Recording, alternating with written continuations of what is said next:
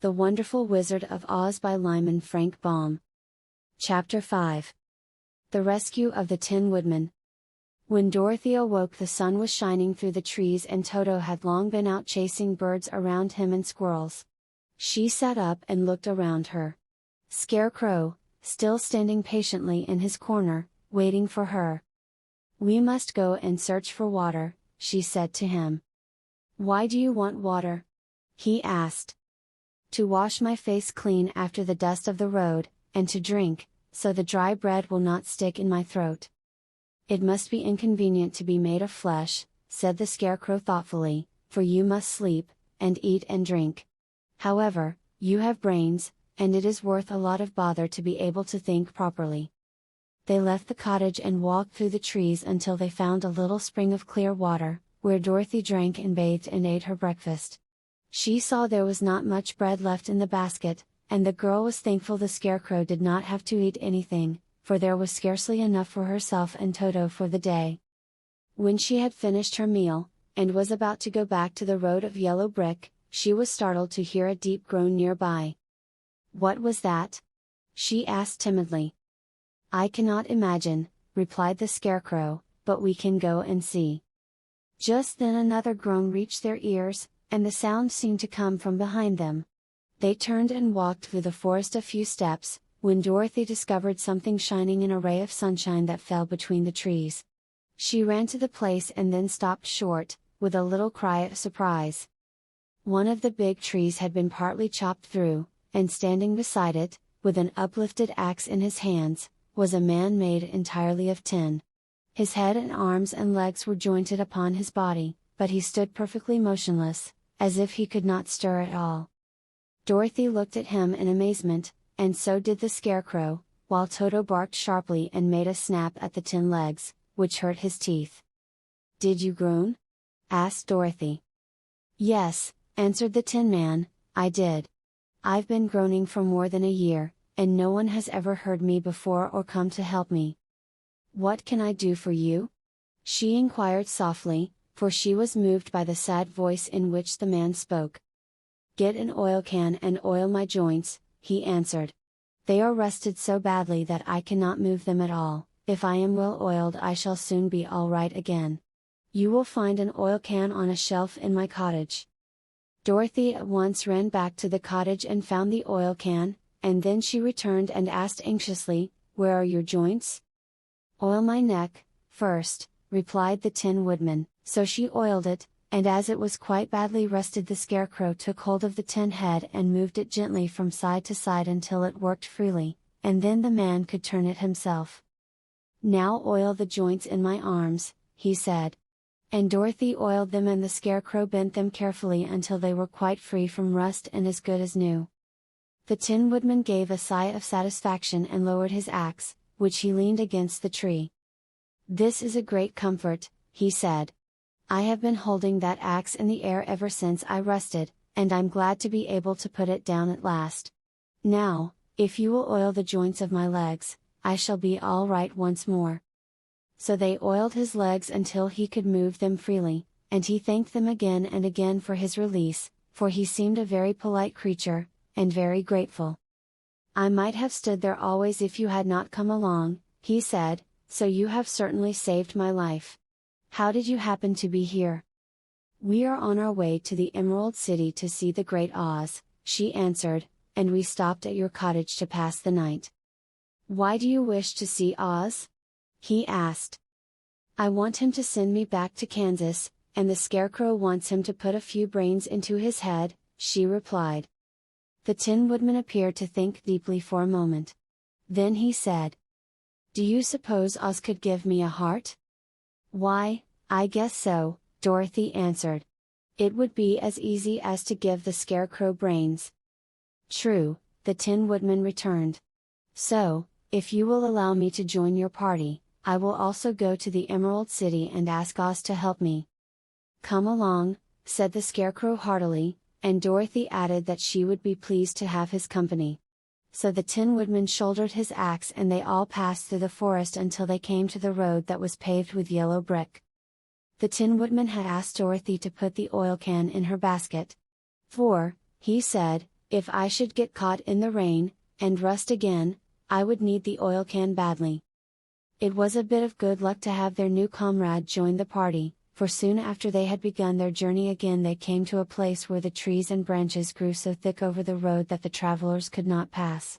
But the Tin Woodman set to work with his axe and chopped so well that soon he cleared a passage for the entire party. Dorothy was thinking so earnestly as they walked along that she did not notice when the Scarecrow stumbled into a hole and rolled over to the side of the road.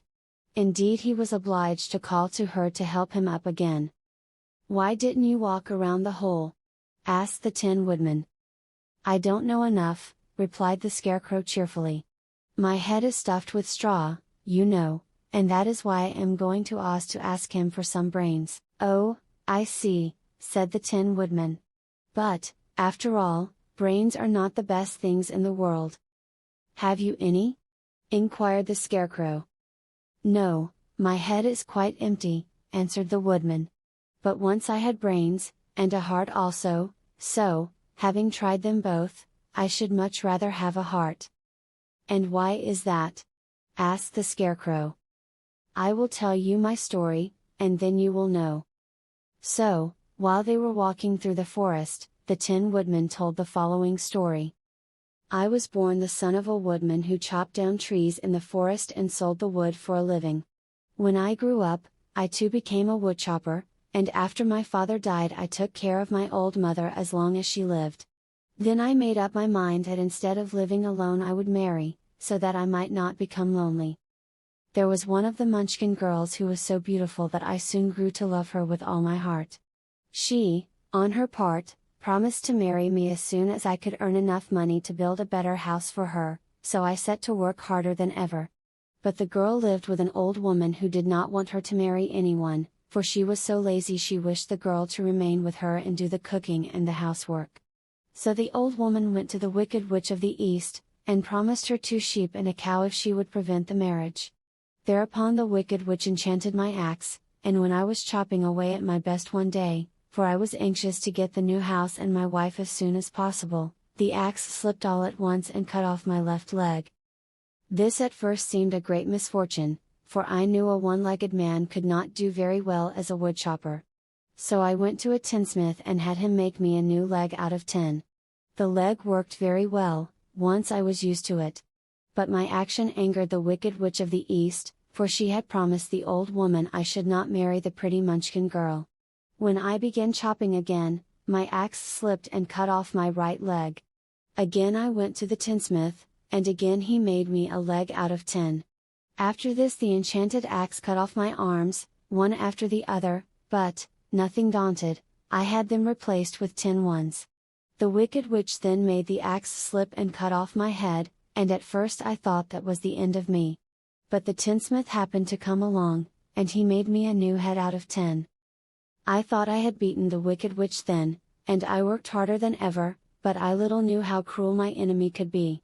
She thought of a new way to kill my love for the beautiful Munchkin maiden, and made my axe slip again, so that it cut right through my body, splitting me into 2 halves. Once more the tinsmith came to my help and made me a body of tin, fastening my tin arms and legs and head to it, by means of joints, so that I could move around as well as ever. But, alas! I had now no heart, so that I lost all my love for the Munchkin girl, and did not care whether I married her or not. I suppose she is still living with the old woman, waiting for me to come after her. My body shone so brightly in the sun that I felt very proud of it, and it did not matter now if my axe slipped, for it could not cut me. There was only one danger, that my joints would rust, but I kept an oil can in my cottage and took care to oil myself whenever I needed it. However, there came a day when I forgot to do this, and, being caught in a rainstorm, before I thought of the danger my joints had rusted, and I was left to stand in the woods until you came to help me.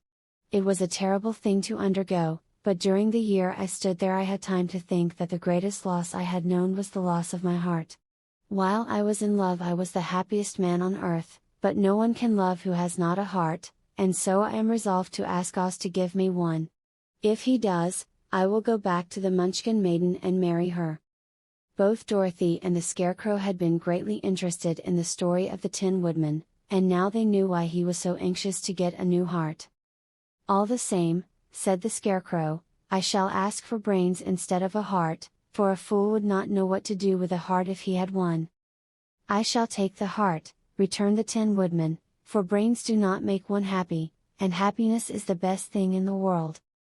Dorothy did not say anything, for she was puzzled to know which of her two friends was right, and she decided if she could only get back to Kansas and Aunt Em, it did not matter so much whether the Woodman had no brains and the Scarecrow no heart, or each got what he wanted. What worried her most was that the bread was nearly gone, and another meal for herself and Toto would empty the basket. To be sure, neither the Woodman nor the Scarecrow ever ate anything, but she was not made of tin nor straw, and could not live unless she was fed.